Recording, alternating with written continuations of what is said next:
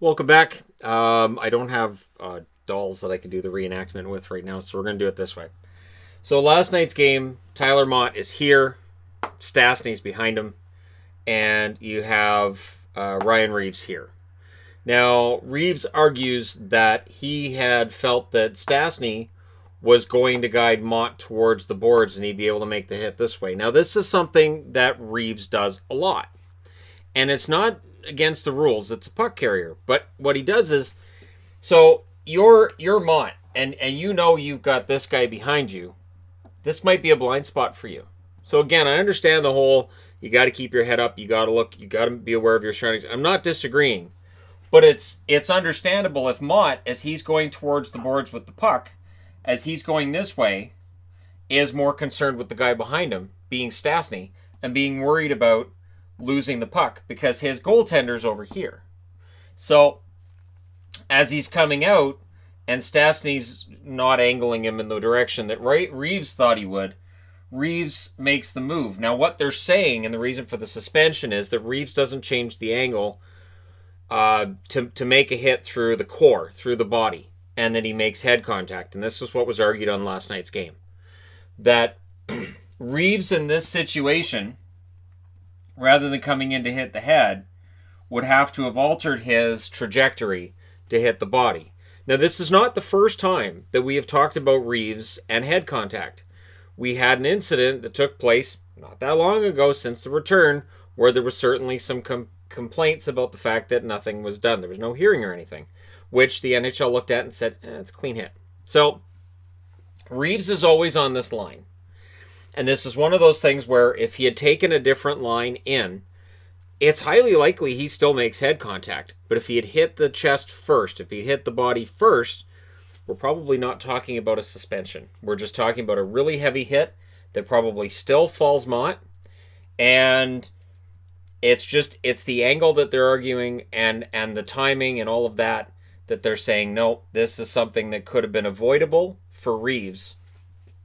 Now, I know there are people who will blame Motte and say, well, Motte has to be aware, like I said, has to keep his head up, and that he has to change his angle.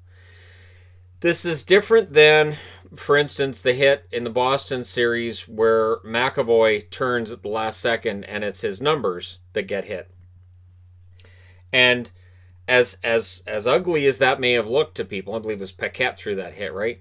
It is McAvoy turning at that last moment. Paquette can't let up. So in this situation, they felt that Reaves had time to let up. He didn't. Instead of turning so he could hit the body and make the check that way, the hits to the head. And again, Reaves always plays on this edge. And one thing that's, and it's not dirty, but there's something about it when I watch Vegas games and I'm like, man, come on. And it's that you're distracted with that guy, I'm going to absolutely drill you. And again, it's not against the rules. It absolutely isn't. But it is one of those things I've noticed with Reaves that this is where, if you want to make the argument that an enforcer helps, I guess you can, but only if there's an enforcer on the ice watching this take place. And even then, that enforcer has to be right here, right in this area here, to stop this before it happens. Because the enforcer argument kind of falls apart if you look over hockey history and realize skilled players have always been in this position. I'm not saying Motte's a skilled player. Motte is a bottom six grinder. I'm just saying this is the kind of hit that people argue, hey, if there was an enforcer out there for the Canucks, it doesn't happen. I'm not sure. I'm not sure that if Michael Ferland was 100% and had played in that game last night, that it necessarily would have changed anything for Reaves. I've talked before about how I believe that Reaves plays better when he's agitated. I think he plays better when guys are up in his face and threatening to fight him. I think he plays better when there's some potential for peril. I think he enjoys that. But, he's out for one game. So it's a one-game suspension. So he won't be playing game one tomorrow night against Dallas. He gets an extra couple of nights off. And again, I don't think it was predatory. I don't think it was premeditated. I think it was careless.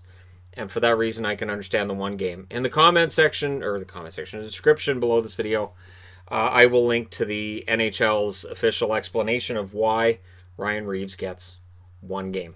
Let me know your thoughts. Like and subscribe if you're browsing your way through. You just happened upon this video. And hey, thank you guys so much for watching, for all your support. I'll talk to you again soon.